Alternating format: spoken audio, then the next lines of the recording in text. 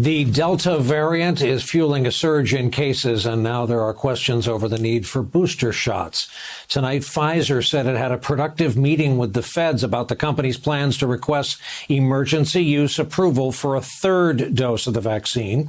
Shortly afterward, an HHS spokesperson told NBC News, quote, "At this time, fully vaccinated Americans do not need a booster shot." Back with us tonight, thankfully, is Dr. Kavita Patel, clinical physician, former senior policy aide during the Obama administration. She's, for good reason, one of our public health experts. She is now a non-resident fellow at Brookings. So, Doctor, I'll ask it this way. If the Delta variant is not breaking through, why all this talk about boosters? Yeah, Brian, it's a great question. And I think it's because the purpose of the boosters really are to help supplement our immune response to the first two shots. And I think where it's getting very confusing here is that Pfizer, came out with their announcement last week, and it really did imply that we had to have boosters. All Americans did.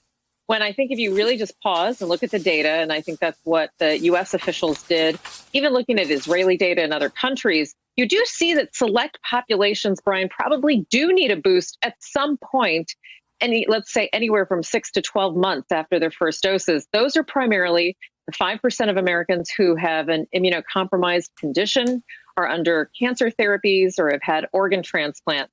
And then we are looking at elderly population. France, the UK, and Israel are moving ahead with these booster doses, the same dose that they got in the first and second, but a third dose for those special populations and high-risk workers. And I think that's probably what a lot of the context was for the conversation today. But there is no data to support that the majority of Americans who receive vaccines do not develop sufficient immunity to deal with the Delta variant. And I think that's really the bottom line.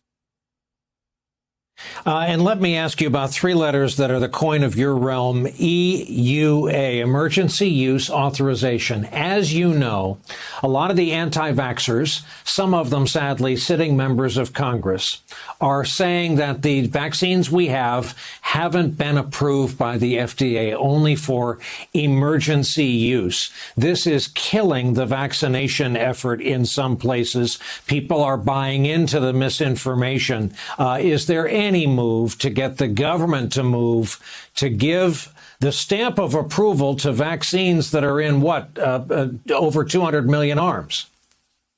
Yeah, it's a great question. And we know that Pfizer put in for their approval, their application for full approval in early April.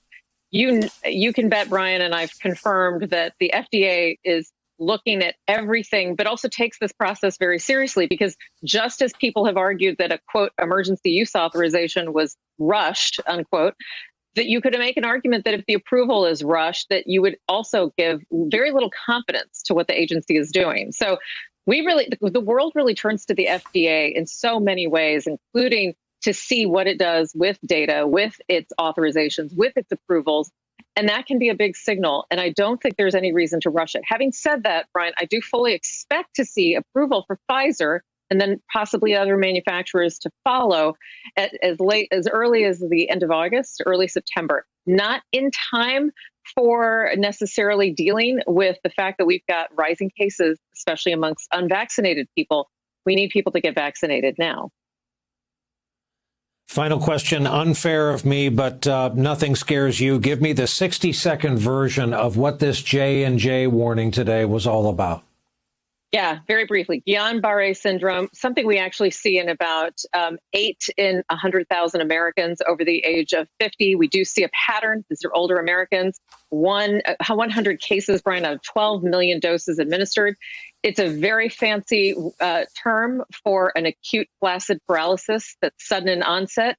It's an autoimmune. It's your own immune system attacking your nerves. That's why a warning is appropriate, but it usually is seen within 2 weeks of getting the shot, Brian. So if you're out of that 2-week period, usually in men older than 50, if you're out of that 2-week period, you are by and large safe. But this is the right thing to do. This is a proof that our process of monitoring is working.